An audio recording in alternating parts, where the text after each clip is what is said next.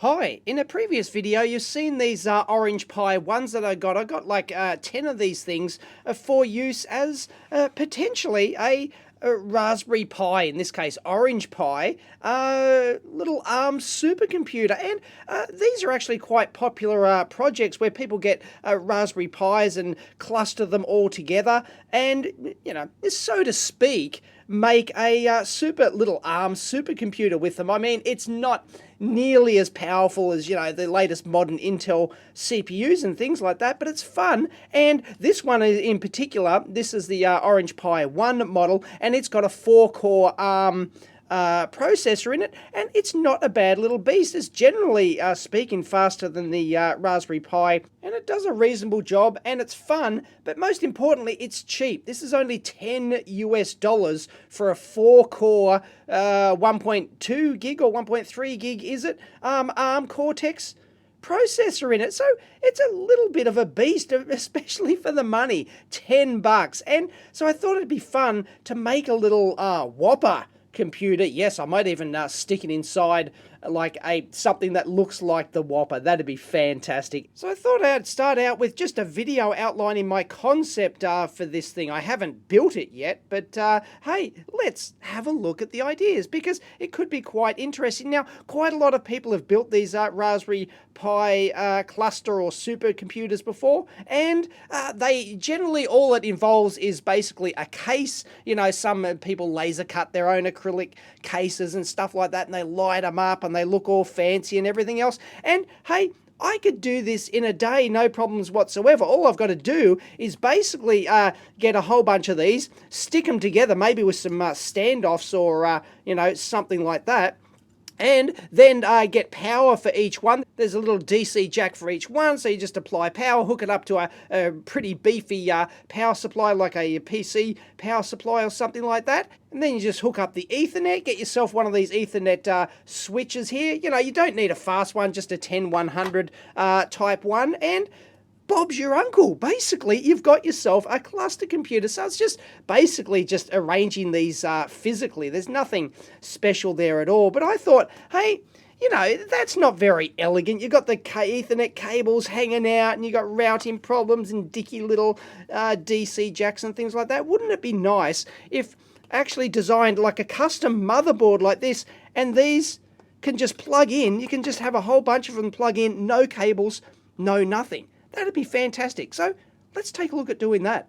And yes, before you mention it, I know this is not going to be as powerful as a modern Intel CPU and GPU and things like that. For my intended application, running Boink on it and doing SETI and other compute research, I know it's not as powerful as that in terms of dollar per watt potentially, and in terms of performance per watt is basically one of the more critical things for this sort of thing. But hey, these things are fun, so I'm just going to have some fun with this. I know it might not be the most efficient thing. You know, an NVIDIA GPU card will likely kill this array in terms of performance per watt. But hey, I want to do it just because.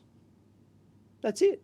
Just because. Now, the first thing to note is that the Orange Pi 1 is not compatible with the Raspberry Pi 2 in terms of its physical plug-in ability. Why? Because the header connector here is actually reversed. It's the same pin out and functionality, but it's reversed. They physically reversed it so that the shield things, the hats or whatever they are, actually don't sit over the board like this, like they do on the Raspberry Pi. They sit in here. This one actually reversed it so they sit outside here, and the reason for that is a smaller form factor board and the Ethernet and USB connectors actually getting in the way here. So that's really annoying. So any solution we make where we can plug these into any sort of motherboard or something like that, it's not going to be compatible with the Raspberry Pi. The connector is going to be physically back to front. Bummer. Now, of course, the first thing is how do you plug this into a motherboard? Now, you know, we could put it upside down maybe and have a 40-pin vertical header on the board, and then you can stack them like that. But that takes up a lot of board space. That's a lot of physical space on your motherboard actually wasted. If you've got multiple boards side by side like that, you know, a motherboard this big, you might only be able to fit 5 in. But if you mount them vertically like this, you can potentially get much greater density for a given motherboard size. And that's what we want. Now, unfortunately, this thing comes with the header pre-soldered on like this. So, you know, we're not going to go suck off the header and put a right angle one on there. That would have been awesome if we had a right angle. We could have just went bang, bang, bang, bang, bang on a motherboard. That'd be fantastic, but we're not going to go suck those out. So we have to come up with some other solution if we want to use this Orange Pi 1 or a Raspberry Pi for that matter. It's just because the pinout's different. They've both got these vertical headers on them. Now, you can actually get right angle female header sockets for PCB. So instead of plugging in vertically, it'd like the connector will be like this. Here's a image of it. I'll get an image, and then you just plug it in on the side like that. So you might think, hey, there's our solution, but trap for young players.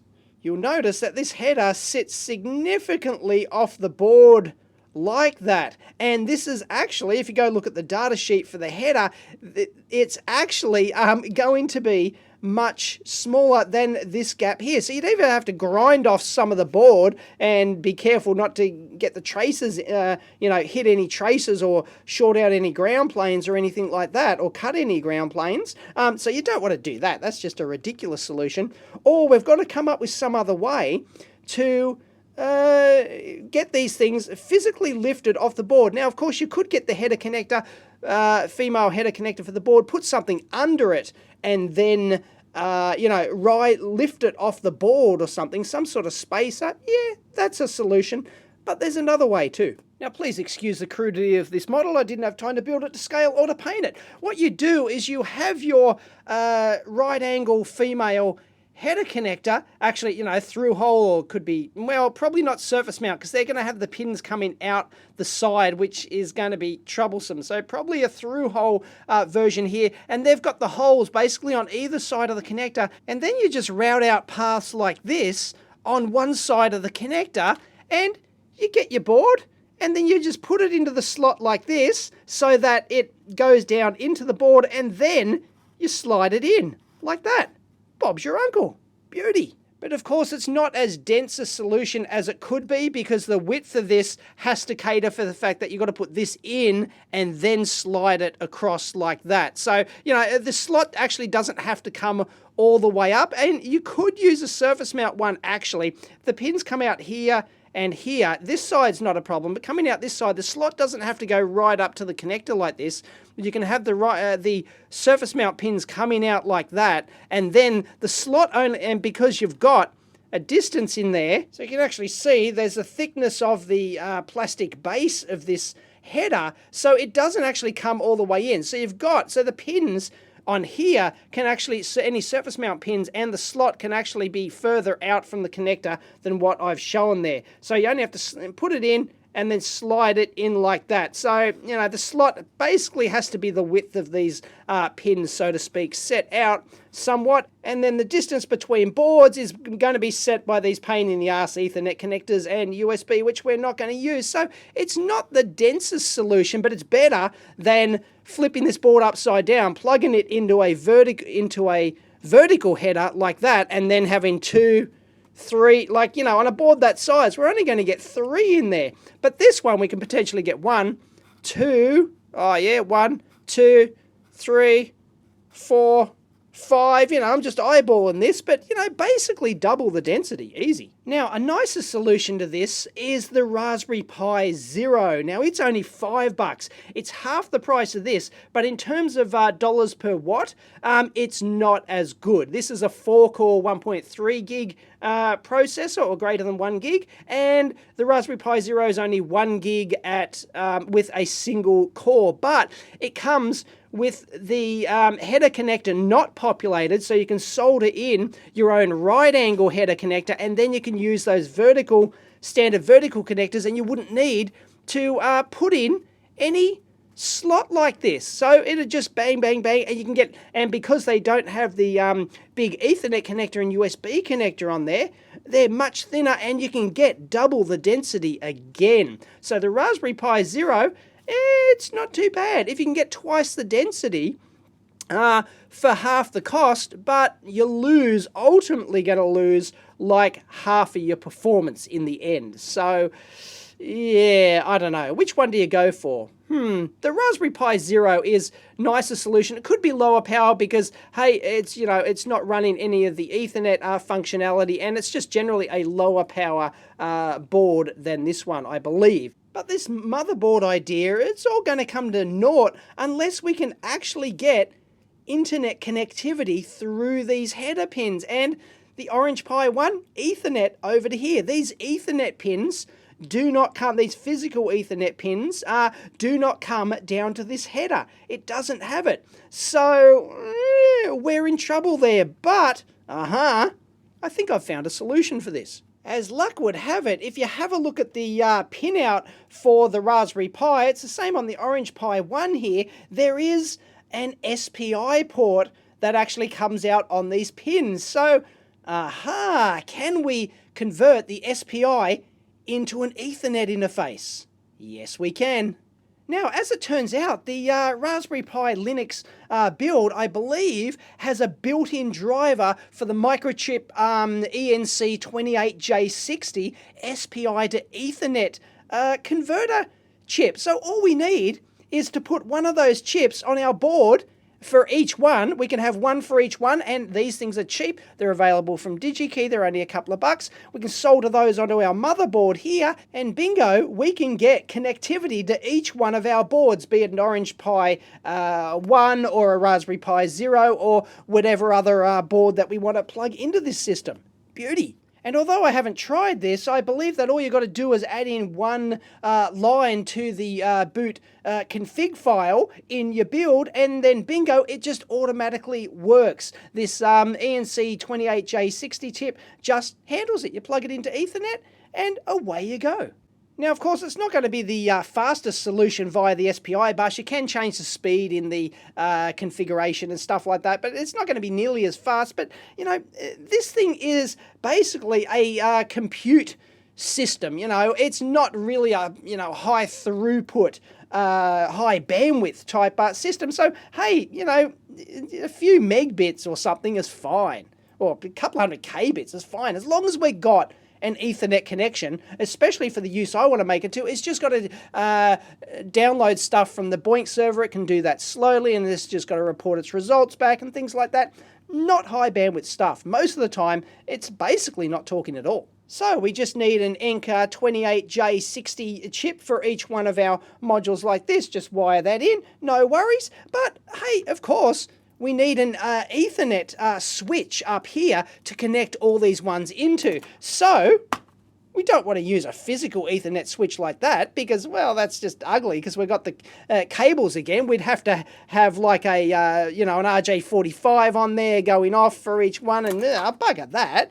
That ruins our nice solutions. So if we take a look at a typical 10100 Ethernet switch here, you can see that there's bugger all in these things. We've just got the main chipset here. This is a Realtek one. And then we've got the magnetics. You can see the differential traces going off there. 2 pairs for each Ethernet port. This is an 8-port chip. It's all in one. There's a power supply and the main chip, and that's it. There's no E2 PROM, there's no programming, although these things are programmable. They just work by default, I believe. Anyway, I've never actually designed an Ethernet switch into something before, but hey, and then the LEDs just hook up there for the monitoring and everything else. So all we need, in theory, is one of these Ethernet switch chips, and yes, you can just buy it from DigiKey. You can't get this Realtek one. Yeah, and you can't buy this chip from DigiKey, so I'm not going to use this Realtek one, but hey, Microchip have one. Other companies have similar sort of chips. You just got to choose one that is designed for standalone applications, so it doesn't need boot configuration and all that sort of stuff, and it's got to have the PHY built in as well. But what do we do with these pesky magnetics here? Do we need the magnetics? I don't think so. I think we can get away because we're going directly, this chip would be directly on our board over here, and then it'd be powering, say, 8 or 4, or depending on how many you needed, how many you designed to have on your motherboard. Then it's going directly chip to chip. These are current-driven differential outputs. So all we need is some output resistors tied to ground, basically, or AC coupled to ground, and then we should be able to get away without the magnetics. They're only designed for driving the lines. Now, once again, I've never actually tried this, but I think in theory it should work, but I stand to be corrected. So in theory, what you should need is just some termination resistors on the line here. Often these are AC coupled down to ground, but you'd have to read the particular data sheet that you're actually got. And we should be able to connect the Ethernet switch directly through, the Ethernet switch chip, directly through to our SPI to Ethernet interface. So there you go. Then we've got 1, 2, 3. Then we got our SPI bus coming out of there into our connector. And bingo, we should be able to get a low bandwidth internet connectivity through to each board on the motherboard. And we can do this pretty cheaply. And then, of course, you'd have your RJ45, your external internet connection coming into your Ethernet switch. And, of course, we want a decent number of these on a board, 8 or 10 or 12 or so, even more, depending on the density that we can get in here and, power requirements and things like that. And we can, of course, have our Ethernet switch just going off to yet another one, and then that just drives more, and they all cascade from the one like that. So you might actually have the one Ethernet switch driving 2 or 3 other Ethernet switches.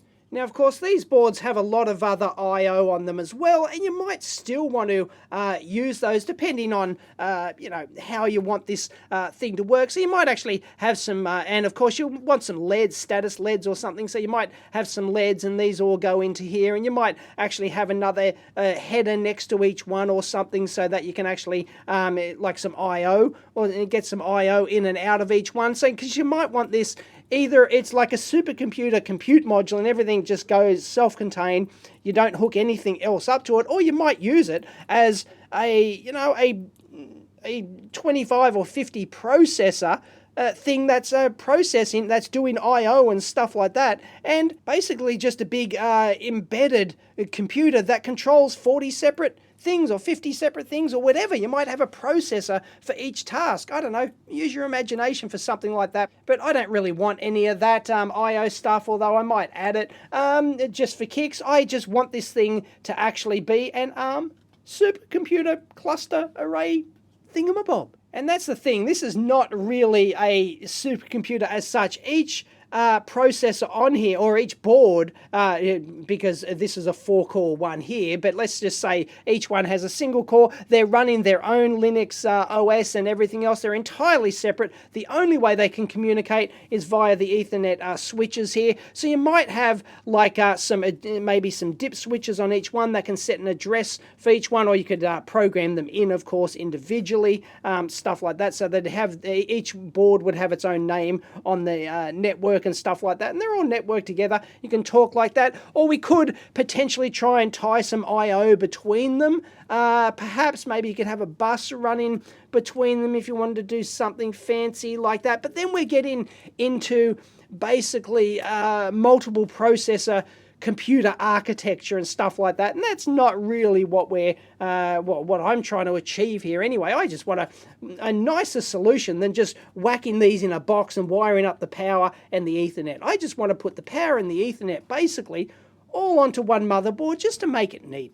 And then if we have a look at our power consumption here, in a previous video, I actually measured this running with the full 4 cores at 100% running SETI processing on the Boink engine, and it was drawing about 3.7 watts, so that's 0.75 amps at 5 volts roughly. So if you've got a motherboard with 10 of these Raspberry Pi Zeros on it, you need a 7.5 amp 5 volt capable supply. And well, you can get those in various solutions. You could use like a little tiny PC, what is it, a micro ATX power supply or something like that perhaps, but probably better to use some sort of off-the-shelf customized well, off-the-shelf power brick or something like that. Perhaps you can actually get modules that will do that, 240 volts in, 5 volts out. It basically just depends on price, availability, and form factor, because we haven't even talked about like a case for this thing. I was thinking maybe it'd be nice to have, say, a big extruded aluminium case that this whole motherboard just slid into on the rails. Something like this. I'll add a photo here, and I don't know if you can actually, you can probably get them this big, and slide in. That'd just look really sexy. But then you probably, I don't know, you could have all LEDs at one end or something like that, and I don't know, that'd be neat, because we got to talk about power dissipation as well.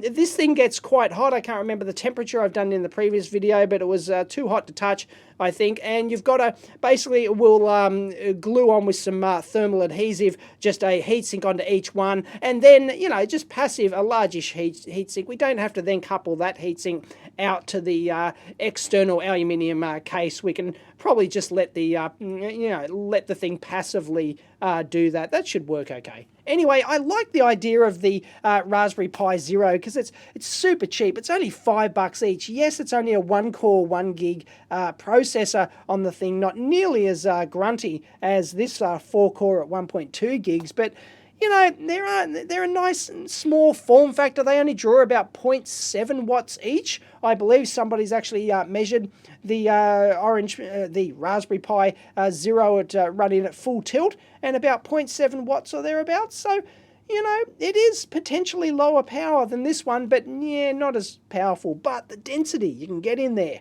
oh, beauty. And of course, for this sort of current, you'd need big beefy traces on there, like fanned out, either one big bus running along like that, huge traces on there. You probably, you wouldn't need like 2-ounce copper or anything like that for this sort of current, but you couldn't just run little pissant traces over to each connector. You'd get too much drop on the thing. So yeah, nice big fat buses there, and maybe dropping off like that, or you could star arrange it. It depends on how much space you had on the board layout. Something like these slots. The bad thing about having slots in your board like this is that it just kills your routing space. You have to route everything around it. Power, data, everything else. It can become a real pain.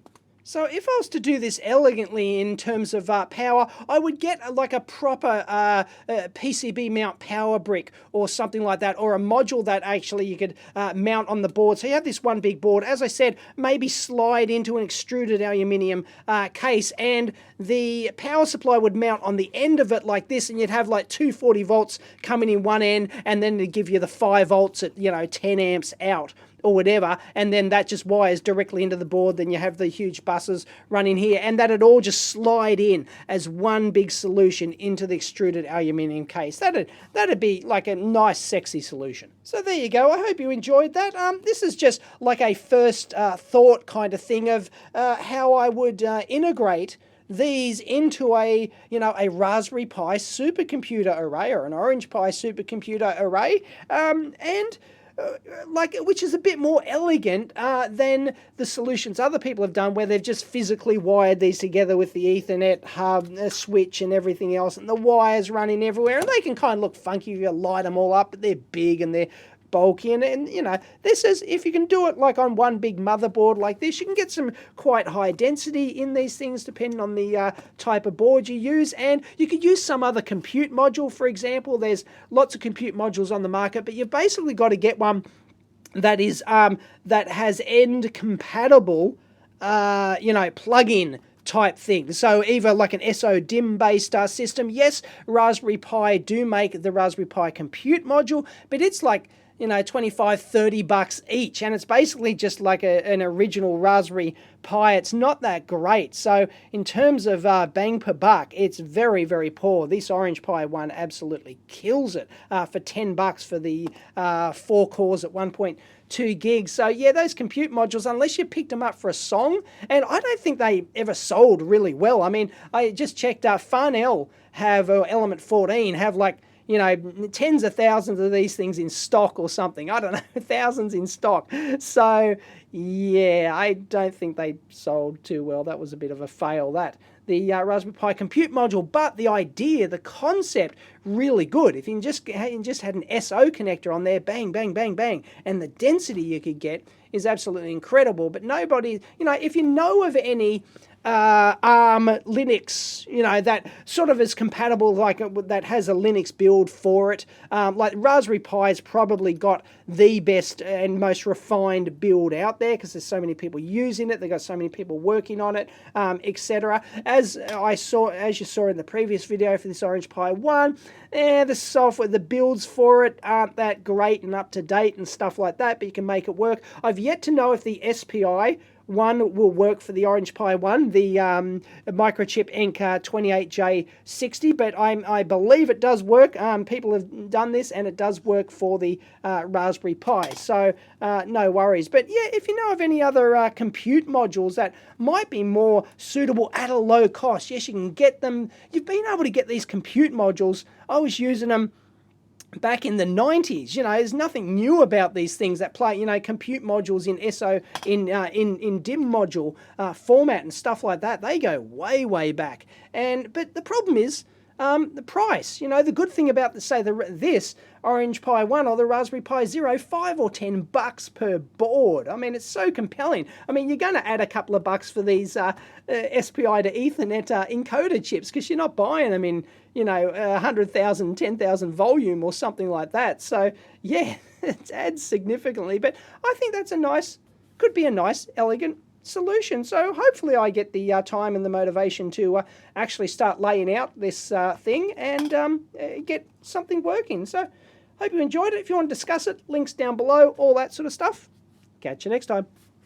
The Broadcom processor used on the Raspberry Pi 2 famously can't get the datasheet for it. You've got to sign an NDA and all that sort of crap. But with the Allwinner H3 chipset here, they're both ARM Cortex A7, by the way. So the same ARM Cortex, except the Allwinner A3 is actually faster. Now, if you take a look at the Orange Pi website very briefly, it looks kind of impressive at the top surface, but that's pretty much where it stops. I found a lot of issues with this thing trying to set it up.